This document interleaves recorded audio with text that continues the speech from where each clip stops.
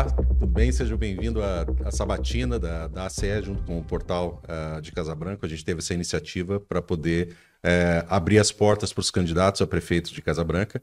E a nossa intenção é que o projeto de vocês seja apresentado à população, para que a população possa decidir em cima de projetos, né?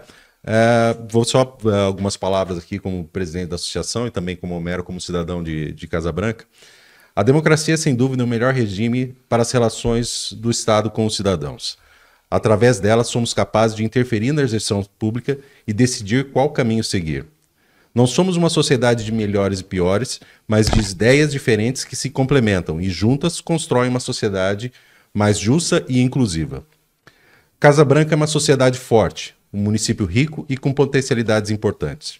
A Prefeitura Municipal é responsável pelo estabelecimento e execução de políticas públicas que, ao final, impactam diretamente o nosso dia a dia. Diferentemente dos governos federal e estadual, que interferem à distância, a política municipal impacta diretamente na forma como vivemos, evoluímos, trabalhamos e geramos emprego e riqueza. Essa sabatina que estamos realizando hoje visa propiciar ao eleitor elementos para compreender o que cada um dos candidatos pretende. Seus projetos, ideias, caminhos que pretendem seguir. Nosso objetivo é contribuir para que estejamos conscientes do que vem pela frente. A eleição é apenas um momento da política municipal, que inaugura um ciclo. A cidadania reside não somente na eleição, mas em todo o mandato. Participar, indicar caminhos, valorizar, criticar e buscar mudanças também é um direito de todo cidadão. No final de 2023, a CE publicou um vídeo com uma mensagem importante. Conversamos com os adolescentes da cidade e perguntamos a eles o que eles esperavam do futuro de Casabranca. Emprego, educação, segurança, fraternidade, entretenimento, paz e capacidade de sonhar foram pontos que eles nos revelaram e que povoam seus imaginários. A lição que nos resta daqueles depoimentos é que precisamos deixar um legado onde eles consigam desfrutar da realização desses sonhos. Essa eleição é o momento em que poderemos iniciar a construção desse legado. E nossa intenção aqui é justamente ajudar, de nossa forma, a contribuir para essa construção. Os planos de governos e as políticas públicas derivadas serão a semeadura desse legado. Que estejamos todos à altura desse desejo de nossa juventude. Que sejamos capazes de semear hoje os frutos que eles colherão no futuro. E que essa sabatina seja um divisor de águas e um elemento para contribuição para essa semeadura. Certo? Então, essa mensagem que eu gostaria de deixar é: os jovens vão pegar aquilo que a gente vai deixar. O legado que nós vamos deixar. E esse plano que será implementado, caso você seja eleito, é o que vai gerar isso. E eu acho que essa é a resposta que a gente tem que dar, e é isso que a gente quer que esse momento seja, que essa sabatina seja. Um momento que a gente leve para a população a esperança de que eles podem participar e de que a gente vai ter uma Casabranca melhor. Certo?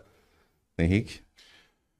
É isso, depois de uma bela abertura como essa, quero aqui também começar agradecendo a todos aí que já estão acompanhando a gente, também agradecer aqui ao pré-candidato, a prefeito aqui da cidade de Casabranca. Também agradecer aqui ao Homero pela parceria, presidente da Associação Comercial. Depois de um discurso tão belo como esse, é claro que eu não vou aqui ser leviano em falar muita coisa em cima disso, mas eu quero dizer que a gente vai, como portal da cidade, a gente tomou essa iniciativa em parceria com a ACE para justamente colocar aqui em pauta e trazer para a sociedade de Casabranca, nós como veículo de comunicação e imprensa, trazer para Casabranca a ciência de todos os candidatos, né, de todos os pré-candidatos nesse momento, para que eles conheçam verdadeiramente projetos, planos e as ideias de cada um desses candidatos. Importante a gente salientar aqui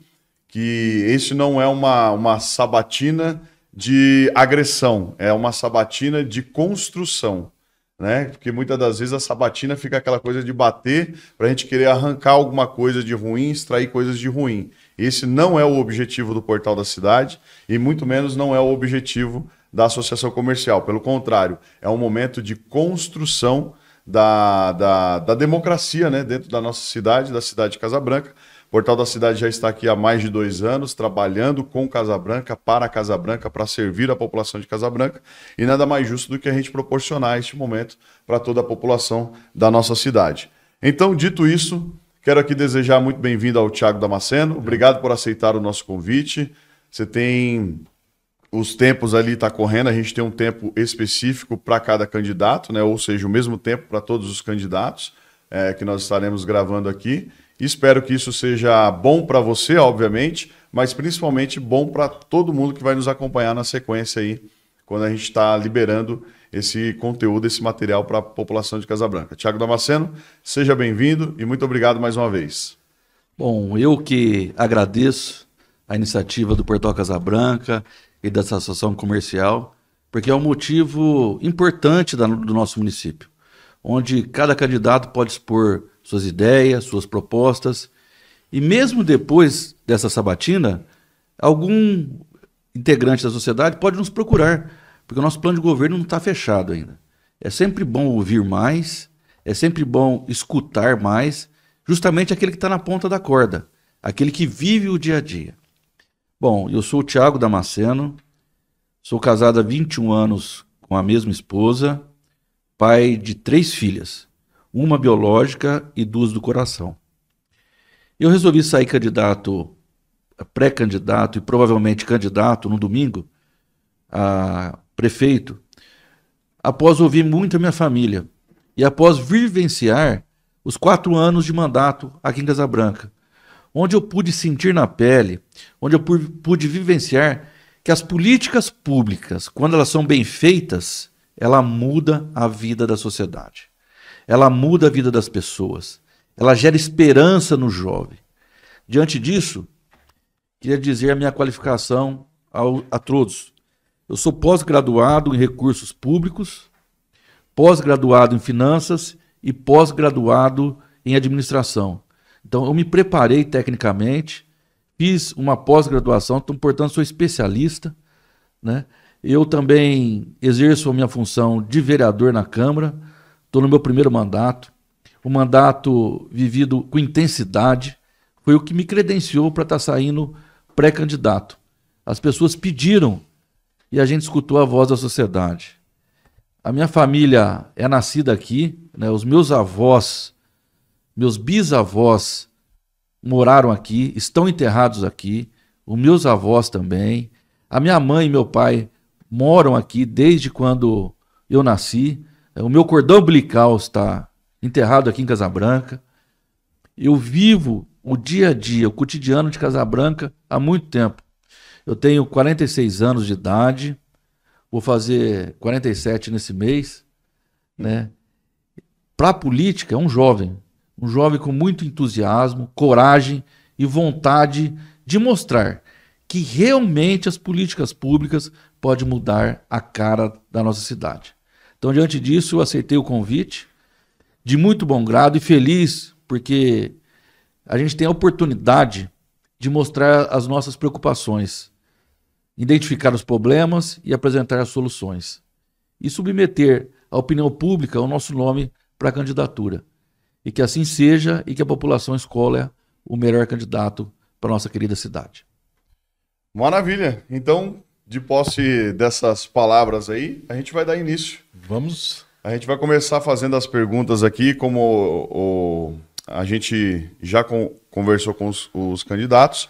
Nós temos uma urna, né, que ela será colocada aqui na mesa, onde nós sortearemos perguntas feitas pela Associação Comercial e pelos associados da Associação Comercial, e também perguntas feitas pelo Portal da Cidade e pelos leitores, né, os internautas do Portal da Cidade. Então eu vou pedir para a produção nossa trazer a nossa urna aqui, que aliás, vou aproveitar para falar dessa urna também, que foi uma colaboração também, está aqui do lado, pode colocar aqui, aí. Portal da Cidade de Casa Branca, a CE e também a Digicores Comunicação Visual, que nos forneceu essa urna belíssima. Obrigado aí ao David também por nos ajudar nisso daqui. Então, nesse primeiro momento, Homero, tem aqui as perguntas da Associação Comercial, a qual nós sortearemos ali 5 perguntas da Associação Comercial e depois a gente vai colocar 5 perguntas do portal da cidade e assim a gente vai dando andamento. Quer Exatamente. começar, Homero? Só para esclarecer, né, a Associação Comercial, a associação daqui da cidade de Casabranca, né, a Associação Comercial faz parte da Federação das Associações Comerciais do Estado de São Paulo e também da Confederação das Associações Comerciais do Brasil. A Associação Comercial é o maior movimento hoje empresarial do Brasil, tá? Porque congrega quase 2 milhões de associados no Brasil inteiro. Tá? Então é uma força muito forte, geradora de riqueza, geradora de empregos. E aqui em Casabranca, a Associação Comercial já é uma associação de 82 anos. É um orgulho ser presidente dessa associação. Hoje nós temos mais de 180 associados aqui na cidade e em função desse projeto da Sabatina, a gente passou para todos os associados, entramos em contato com todos eles para que eles fizessem perguntas aos candidatos, né? Não perguntas direcionadas, mas perguntas gerais.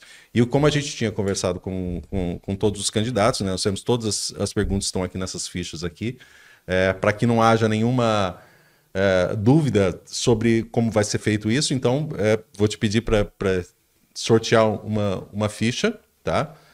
Essa ficha, nós vamos ler essa pergunta para você e você vai ter 2 minutos para responder. Serão 5 perguntas nossas e depois 5 do portal. Tudo bem? Vamos lá. Primeira pergunta. Já começou bem aqui. Começou bem? Quais os planos para a maternidade? A maternidade ela é uma discussão que vem já há muitos anos em Casabranca e, pessoalmente, eu digo, eu nunca vi nenhuma resposta boa em relação a isso, porque é uma questão extremamente complexa. Como que você vai trabalhar com a maternidade de Casabranca? Começou bem mesmo. Muito boa pergunta.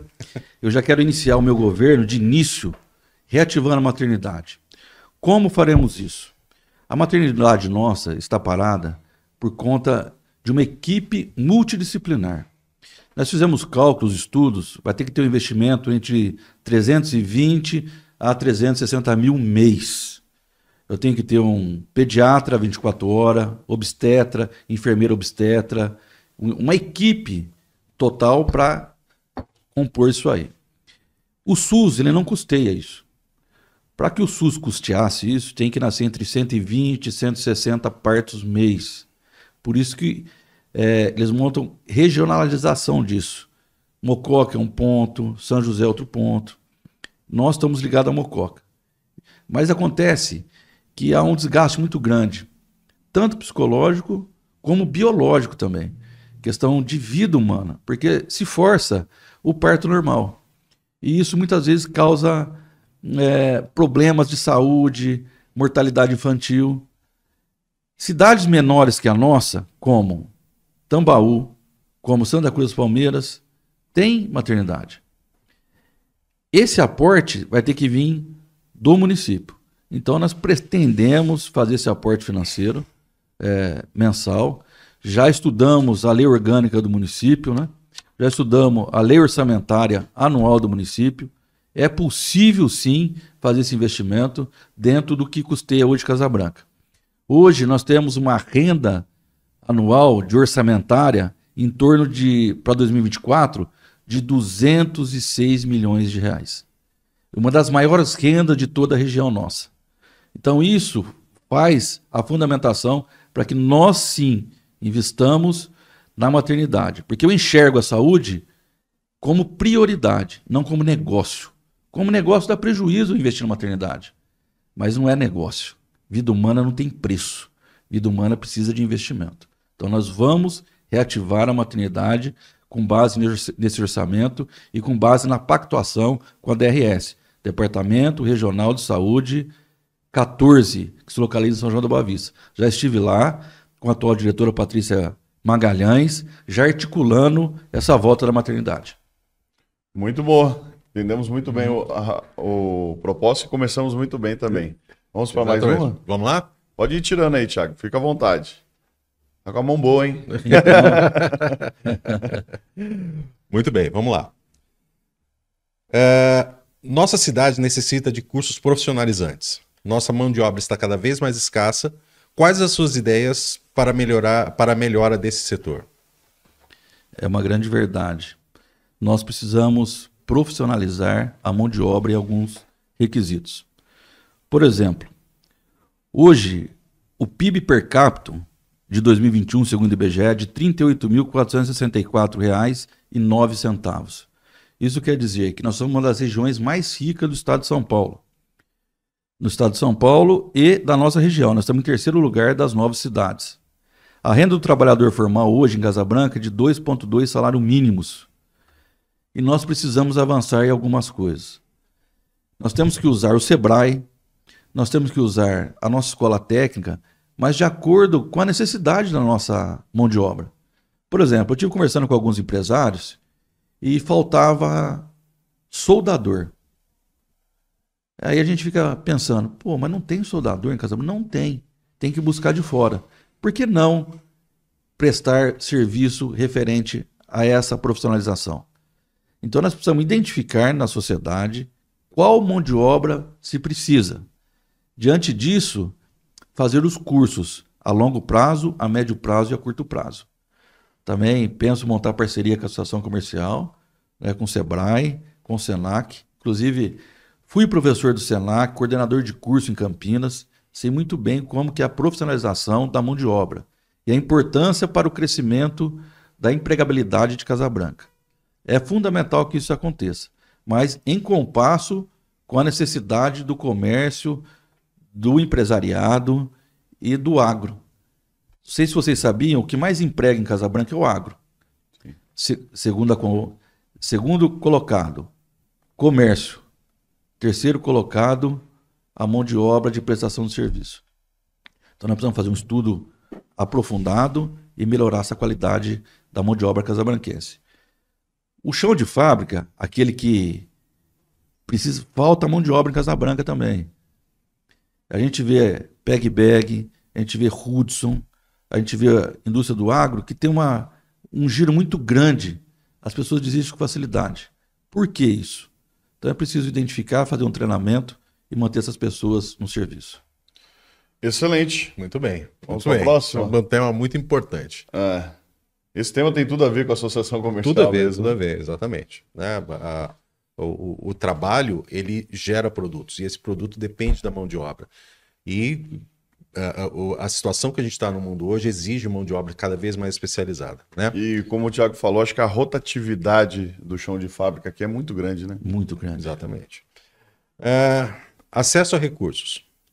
Que medidas serão adotadas para garantir que as mulheres empreendedoras tenham acesso aos recursos e informações necessárias para a gestão eficiente de seus negócios? Bom, eu fiz um planejamento sobre o empreendedorismo, né? E as mulheres estão nesse planejamento. Eu vou trabalhar com 10 programas.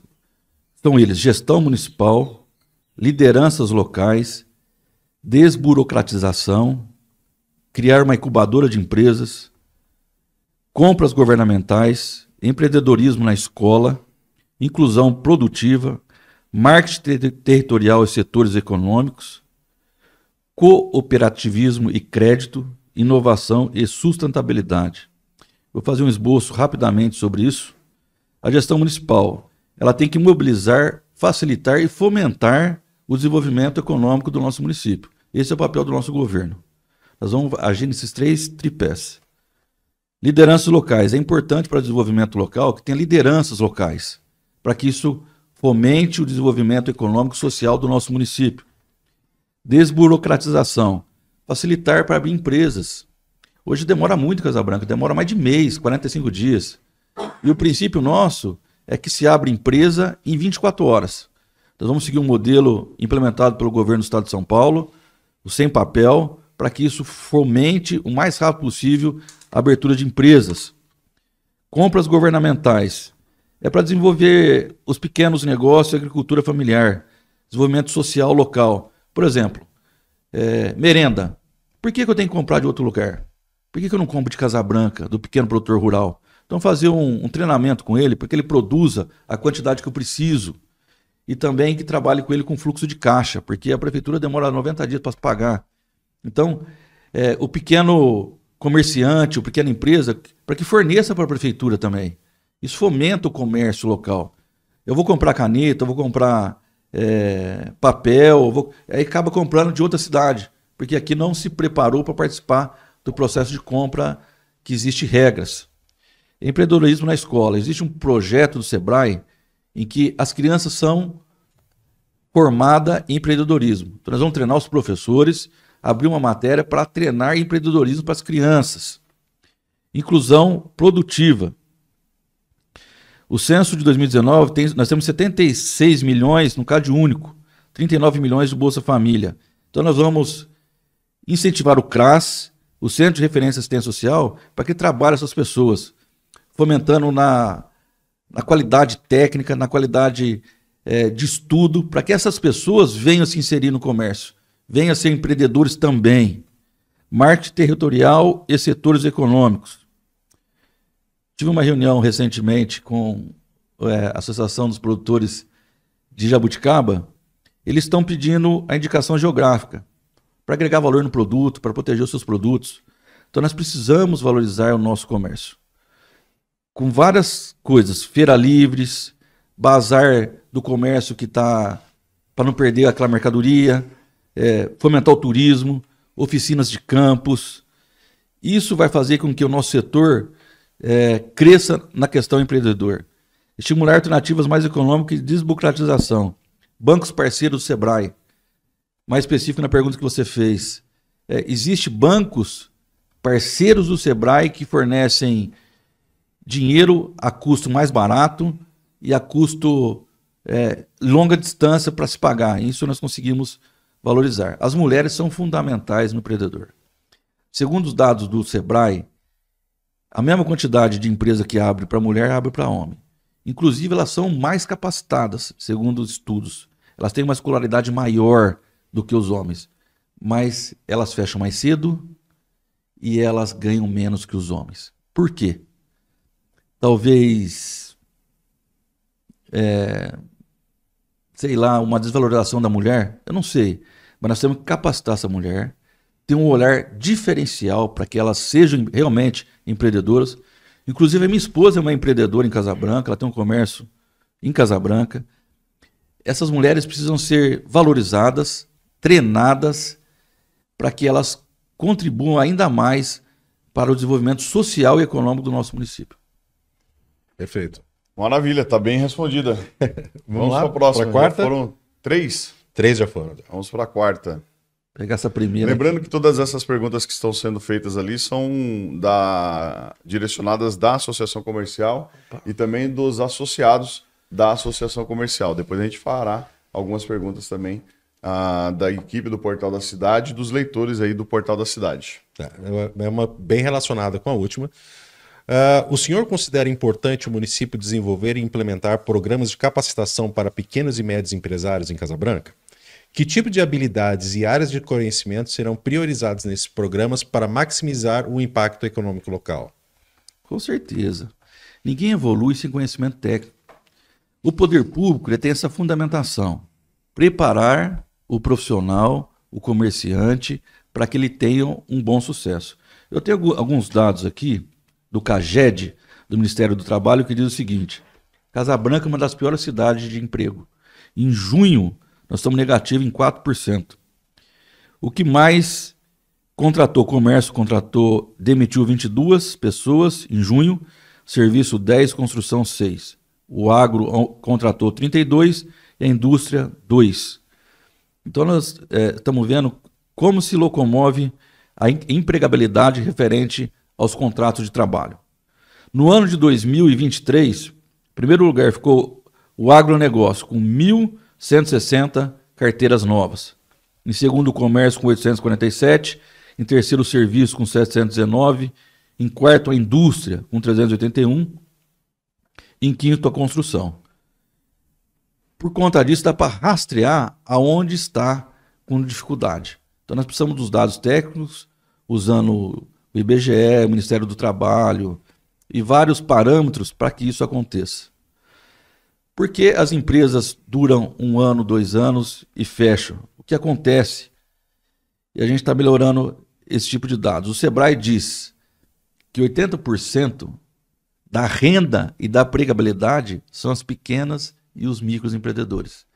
Então nós vamos focar nesse pequeno e microempreendedor, para que ele cresça. Como? Dando treinamento, dando sustentabilidade, esse plano de empreendedor que eu acabei de falar agora há pouco, facilitar para que ele adquira e amplie o seu comércio usando o distrito industrial. Pretendo também incentivos fiscais com base no ISSQN, no IPTU também, talvez um IPTU verde, em que as pessoas que trabalham com esse sentido tenham isenção. Então, é de suma importância uma qualificação, até porque nós temos que aproveitar a nossa região geográfica. Nós estamos no centro de tudo. Malha viária grande, a região tem que vir para cá. Não nós temos que ir para a região. O comércio nosso tem que ser fortalecido nesse sentido. Perfeito. Vamos para a última? Eu dou sorte na última aqui, hein? É um assunto também muito importante também. Eu acho que está relacionado com todas as perguntas que estão aqui. Que é o apoio a mulheres em situação de vulnerabilidade.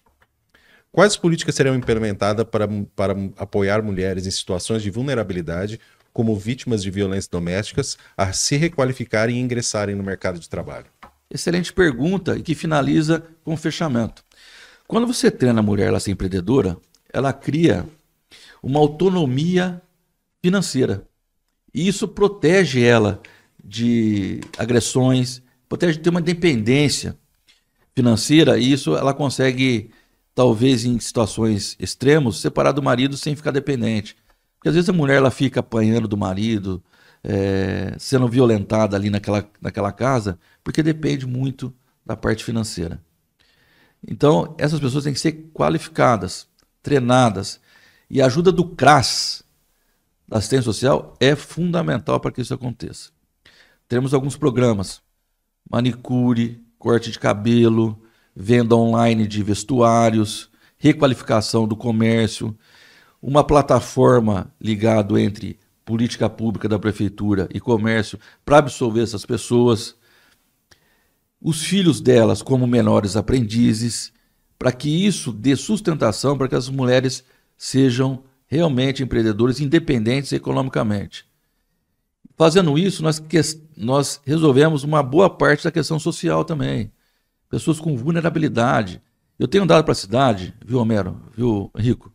Eu tenho visto muitas mulheres solteiras, com filhos pequenos, dependentes exclusivamente de doações, porque o marido brigou, foi embora e elas estão ali. Normalmente quem fica com os filhos são as mulheres. Nós precisamos dar renda para ela, independência econômica, para que ela cresça. Isso é papel fundamental do CRAS, tem que atuar com grande vigor nessa questão, e a prefeitura fundamentando esse tipo de situação.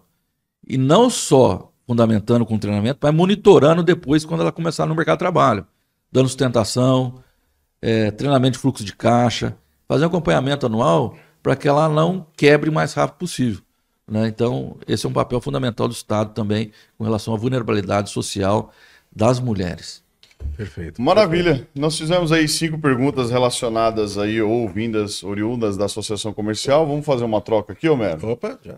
Guarda essas aí, porque é importante explicar que todas voltam para lá, tá? Para que o próximo convidado também tenha a oportunidade de responder as perguntas que estão ali. Então a gente vai colocar aqui algumas do Portal da Cidade também, que são pessoas que enviaram para nós via WhatsApp também, e a gente vai começar fazendo essas perguntas aqui também.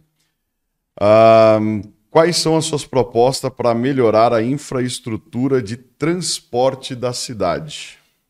Muito boa pergunta. Bom, a mobilidade urbana, transporte da cidade. Primeiramente, após um estudo, nós vemos que o ônibus circular, ele não ocupa a sua lotação máxima. Então, eu pretendo substituir por micro-ônibus. Em vez de um ônibus grande, 2 micro-ônibus. Isso eu barateio o custo da prefeitura e dou mobilidade urbana com relação ao trânsito mais rápido. Ponto 2.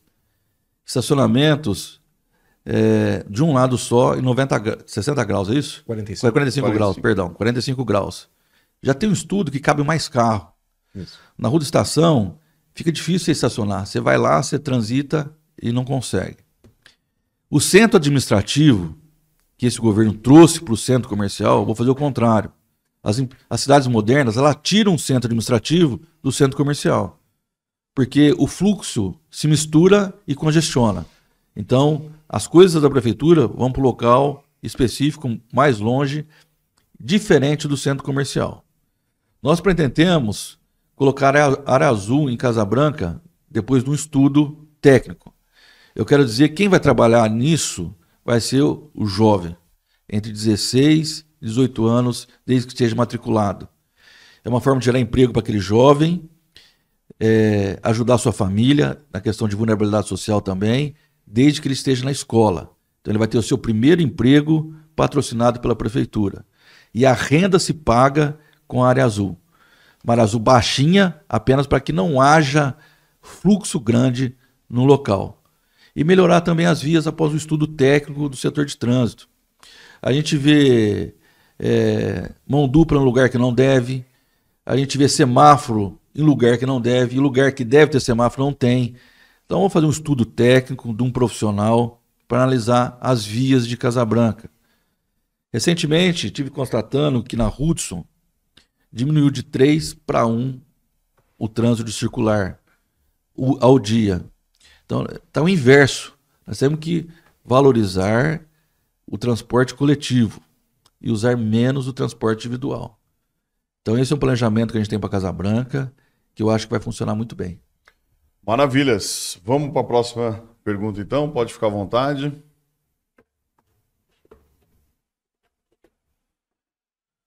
Vamos lá. Como a sua gestão pretende apoiar, e essa aqui é uma pergunta que tem muito a ver, claro, com o portal da cidade, a imprensa local e garantir a liberdade de imprensa? A liberdade de imprensa é fundamental em qualquer democracia do planeta. A gente tem uma valorização muito grande para que isso aconteça de maneira bem democrática. O poder público, ele contrata algumas pessoas para que façam a sua imprensa. E isso tem que ser por meio de licitação, por meio de questões técnicas. Não tem como interferir na contratação referente a isso, porque vai ser feita a licitação, ganha aquele que tiver o melhor preço. Sou totalmente a favor. Agora eu estou vendo alguns jornais impressos que tinham sumido aqui de Casa Branca circularem, e a gente fica feliz para que isso aconteça, mas desde que não tenha fundamentação política por detrás. A gente vê algumas coisas puxando para um lado, puxando para o outro, isso é ruim. Então, uma imprensa autônoma, livre, enriquece uma democracia, valoriza o cidadão com conhecimento, porque onde que ele vai buscar o conhecimento? Ou no rádio, ou na internet com vocês, ou no impresso. Isso aí é fundamental, porque você traz informações de como deve ser feito, culinária, esporte. A pessoa não fica alienada sobre os acontecimentos do nosso município. Sou totalmente a favor de todas as linhas de transmissão, seja ela online ou impressa, e pode contar comigo na prefeitura para que venham propostas e a gente vai discutir junto isso aí. Uma coisa que eu tenho no meu governo é ouvir as pessoas, é discutir propostas. Gabinete porta aberta. E eu quero criar um dia na gestão para ouvir as pessoas. Não sei se numa terça, numa quarta, no período da manhã, nós vamos ouvir pessoas. O gabinete é aberto. Prefeito é do povo, não pode ficar fechado em gabinete. E assim vai ser com as empresas também, e principalmente com as empresas de telecomunicações. Maravilha, bem respondida também. E essa era uma pergunta de interesse, acho que comum, né, de toda a sociedade. Pode fazer mais uma aí pra gente? Vamos lá. Como, claro, se eleito, né, a sua administração garantirá que as informações de interesse público sejam facilmente acessíveis ao cidadão através das plataformas digitais? Isso aí já é lei, é um dever do poder público. O poder público, ele se pauta em alguns parâmetros. Entre eles é a publicidade. Tem que ter publicidade. Hoje nós temos o portal Transparência. Hoje nós temos um site da prefeitura. Inclusive, se a gente não trabalha esse setor, existe apontamento do Tribunal de Contas do Estado. É importante, fundamental a transparência no governo, até para que dê credibilidade ao governo. Aonde investiu, quanto foi, o planejamento de como vai ser feito. Em todo local que esteja função pública, a lei de informação pode ser requisitada por qualquer munícipe da nossa cidade. Isso tem que ser feito. Isso não é nem vontade do prefeito. Isso é respeito à legislação democrática do nosso país. Tem que ser fornecido, existem as leis e nós somos fiscalizados pelo órgão externo chamado Tribunal de Contas que cobra isso da gente. É importante demais para que isso aconteça. A Câmara tem dificuldade nisso. Hoje estive debatendo com o vereador Marcelo Galante sobre informações que não chegam a contento para a Câmara. Então o atual governo tem dificuldade em prestar informações para a Câmara. Imagina com a população. Isso não vai acontecer no meu governo. É transparência 100% após requisitadas as informações. Maravilha. Já foram 3 aqui? Vamos para mais uma? Vamos para mais uma. Vamos lá. Vou pegar essa primeira aqui, ó, para dar sorte. Ó. Vamos lá. Essa aqui é interessantíssima. Né? Eu não vou nem fazer comentário sobre ela, não, mas quais são as suas propostas para aumentar a eficiência da administração pública? Nossa, excelente pergunta. Primeira coisa, no primeiro mês do meu mandato, nós já vamos chamar nossa equipe e vamos fazer uma reestruturação da administração pública, porque foi aprovado um plano de governo totalmente prejudicial ao funcionário. Tiraram vários direitos do funcionário. Eu votei contra isso. Isso precisa ser revisto urgentemente. Nós vamos votar o biênio, o quinquênio, nós vamos votar os direitos que aqueles trabalhadores perderam. O funcionário público vai ser extremamente valorizado. O governo não anda sozinho. Nós precisamos dessas pessoas jogando no nosso time. Por exemplo, professor, hoje ele não recebe o piso nacional do magistério, uma das poucas cidades da região. O estudo do impacto econômico gira em torno de 2 milhões ano. É possivelmente fácil de dar esse aumento para o funcionalismo. Nós vamos tirar a cesta básica e colocar ticket de alimentação. Itubi é R$800, aqui é de acordo de R$350, R$360. Então nós precisamos valorizar primeiro a classe, respeitando e dando dignidade para que eles possam trabalhar. Isso reflete na sociedade. O funcionário satisfeito, capacitado, treinado, ele vai refletir na qualidade de serviço. Né? É muito grande a administração. Nós temos o setor da educação, setor do DSM, setor do trânsito, setor da educação, segurança pública. Nós vamos melhorar isso pontualmente em cada setor. Mas, de maneira geral, é valorizar o funcionalismo público. Trazer para ele os direitos que eles perderam na atual administração e administração anterior. Como? Fazendo a reforma administrativa, ouvindo o trabalhador. Nós vamos chamar ele para conversa. O que faltou, o que pode ser melhorado. E, diante disso, montar um compilado e mandar para a Câmara Municipal para que vote de acordo com as necessidades do município e do trabalhador. Certíssimo. Vamos para a última pergunta.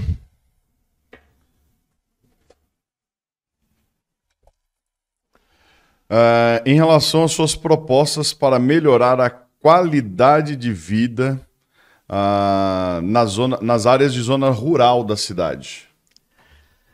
Como eu disse a todos, o mais importante economicamente para o município é o agro. O agro é o grande responsável. Hoje nós somos, segundo o IBGE, do último censo, o maior município agricultável do estado de São Paulo.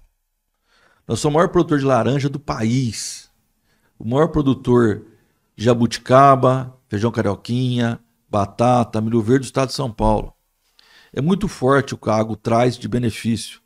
E hoje nós estamos incluídos na bacia leiteira também, graças a 2 produtores que vieram para Casa Branca e estão produzindo leite a grande escala.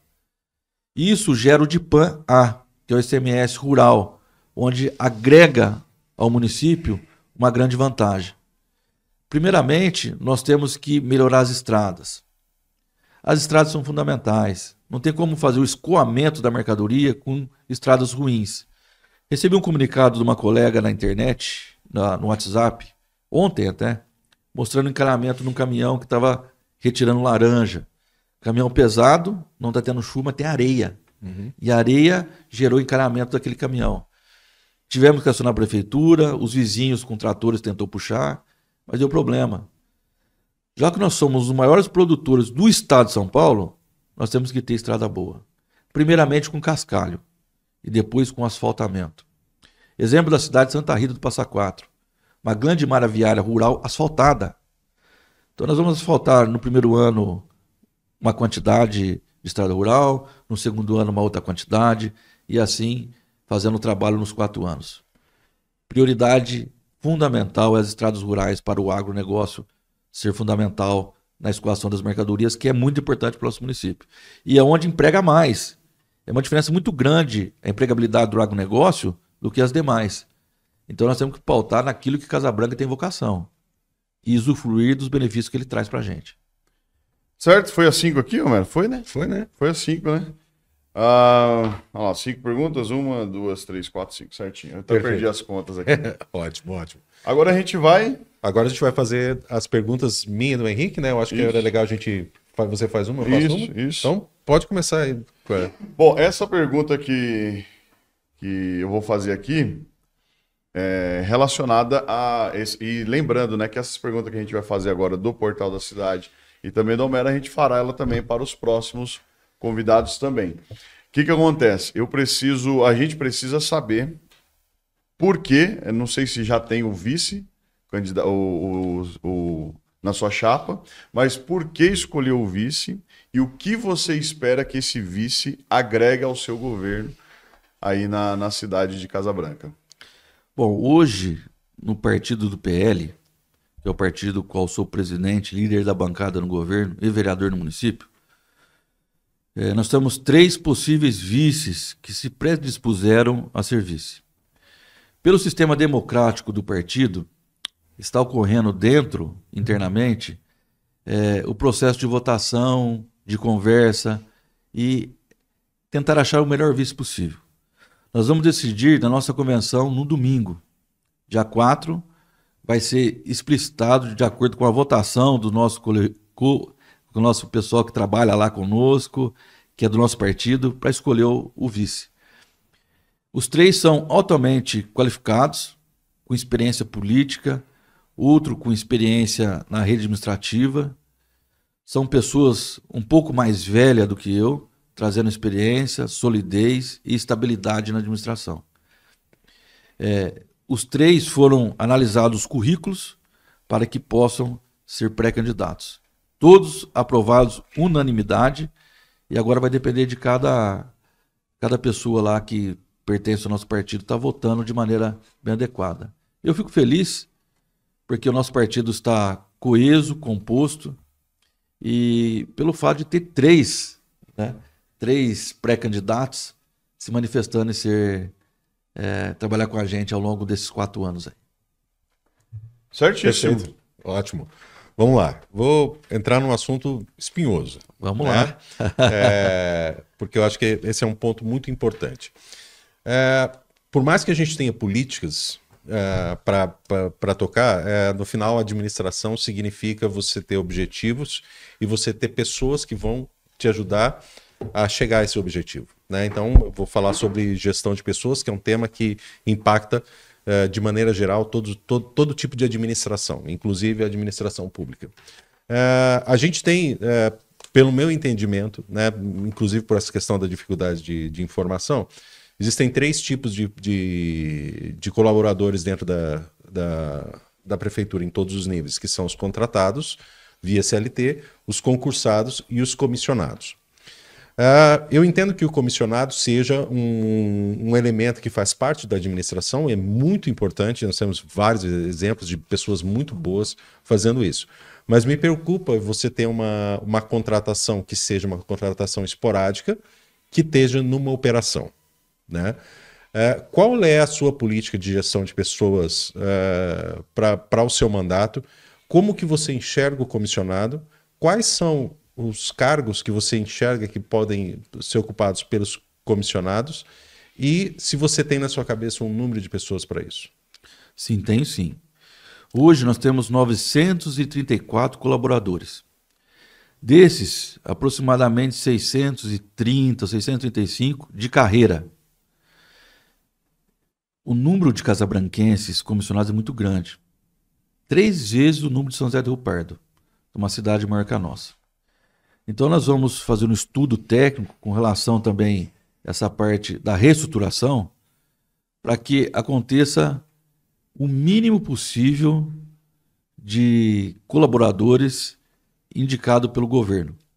E sim, aproveitar o máximo possível os de carreira e aqueles concursados. Nós temos que abrir concurso. Isso é apontamento do Tribunal de Contas. Nós vamos para quase 12 anos sem concurso público. Isso não é legal. Então nós temos que abrir concurso público, dar direito igual para as pessoas disputarem os cargos e, obviamente, que tem os cargos comissionados que tem que ser de minha confiança. Claro. Por exemplo, advogado. O meu jurídico. Eu tenho que ter alguém de confiança. Setor administrativo, contabilidade, econômico, tem que ser alguém da nossa competência. Nós queremos criar um super governo pautado na meritocracia. Pessoas com formação, pessoas que mereçam estar ali e ajudar a Casa Branca. Governo nenhum governa sozinho.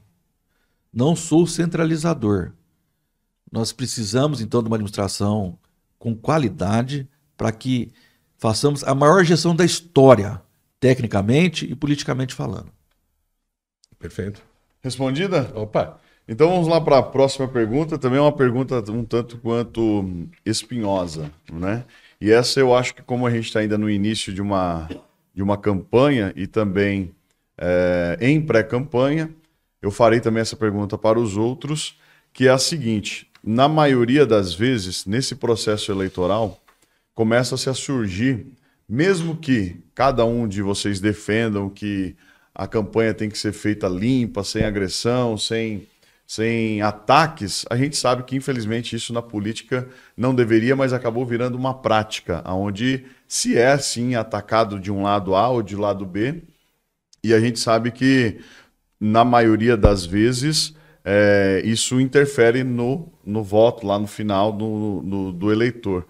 Como você, nesse período agora de pré-campanha, esse pequeno período de pré-campanha e de campanha, pretende lidar com esses ataques, principalmente vindo de redes sociais, que é o que a gente está vivenciando, e essa pergunta é direcionada do Portal da Cidade, justamente porque a gente está inserido num veículo de comunicação que é digital e também usa as redes sociais. Então, para formular bem a pergunta aqui esses ataques, essas manifestações em redes sociais, em digital, como você está vendo isso? Como você pretende lidar com isso? E isso é benéfico? Claro que não, mas quais serão aí as suas medidas para tentar, no mínimo, coibir isso ou fugir disso? O que você pensa sobre isso? Isso é prejudicial na democracia, né? Porque existe muito fake news, notícias falsas. Em algumas comunidades do Facebook, a gente vê postagem anônima. Hoje o Facebook ele coloca essa possibilidade de ser anônimo. Aí a pessoa publica anônimo, conta um monte de mentira, e aí convence até outras pessoas desavisadas. Primeira coisa, importante a população tomar ciência. Da onde é a fonte? É anônimo? Checa a fonte para ver se é real, se é mentira. Isso é muito importante. Ponto 2. Nós seremos rigorosos nas ações judiciais. Inclusive, nós já entramos com a ação judicial nessa pré-campanha. Foi deferida a quebra do sigilo do IP, né? E tomaremos as medidas judiciais que nos couber. Nós vamos tomar todas as medidas judiciais. O nosso jurídico, o Hugo Cossi, lá de Vargem Grande, já quebrou alguns IPs. Provavelmente já irei publicar na rede social quem que está fazendo esse tipo de coisa, porque isso é algo prejudicial à sociedade. Vamos debater propostas. Os meus vereadores, o grupo interno nosso, nós temos debatido muito isso. Não comentem não distribua e não publique agressões dos outros candidatos. Nós queremos trabalhar com proposta. Por isso que eu estou aqui. Porque eu sei que isso aqui é importante. Propostas reais, verdadeiras, olhando olho no olho. Isso aí fomenta a democracia, salutar para as pessoas. Mas quando você começa a despontar na frente, começa a vir ataques. Eu recebo ataque todo dia. Todo dia tem um fake news contra mim. Estou mandando para o jurídico e quebrando o sigilo. E aí vão ser responsabilizados criminalmente, porque é pré-campanha também quando você ataca o candidato. Talvez impugnação da candidatura do oponente. Danos morais na ação civil e criminal também. Precisamos acabar com isso e trabalhar só com a parte de propostas. A minha coligação irá tomar providências cabíveis. Maravilha. Perfeito. Vamos lá. A minha segunda pergunta é um tema que me preocupa muito, e isso não é só de Casa Branca, isso é uma questão que se coloca, né, no mundo todo. Tá? A gente está entrando no ano que vem, no ano de 2025. Isso significa que já foi um quarto do século XXI. Um quarto do século XXI já foi. E a gente vive hoje um distanciamento dos processos administrativos públicos da realidade, né? Você tem um menino de 15 anos de idade que está preparando códigos para inteligência artificial, e você tem a prefeitura que tem processo, ofício, protocolo, carimbo, né? O que acontece? Uma pessoa de 15 anos de idade hoje, daqui a 10 anos, ele vai estar prestando concurso para a prefeitura. Só que, se a prefeitura não adequar o processo dela para a realidade e a linguagem que esse jovem fala, ele não vai prestar esse concurso. Vai chegar um momento em que ninguém vai querer fazer isso, porque ninguém vai saber fazer isso. Né? Se você pegar um jovem hoje e perguntar para ele o que é datilógrafo, eu acho que de cada 100, um vai te responder o que é. Então, a administração pública não segue a sequência da lógica que existe no mercado hoje, né? A gente não pode... Quando surgindo essas televisões tela plana, custava 60 mil reais uma televisão dessa. Hoje ela custa 2 mil reais. Não faz sentido, em 2024, a gente ter uma professora que tem alergia a giz. Não faz sentido isso. Além de não fazer sentido com ela, não faz sentido com os alunos. Porque na escola particular ele tem uma tela que está passando um filme para ele. Como que você vai fazer para fazer com que a prefeitura esteja de fato no século XXI? Não com portal, mas que os processos dela sejam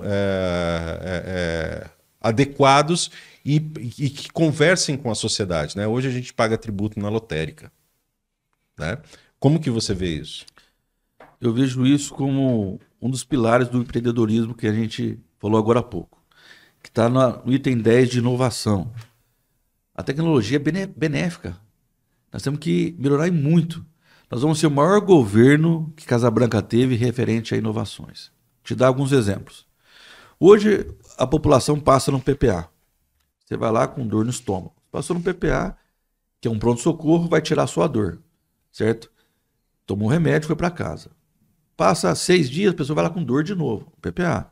E aí toma a dor. Aí depois mais 10 dias de novo. Gente, por que o PPA não comunica a rede básica?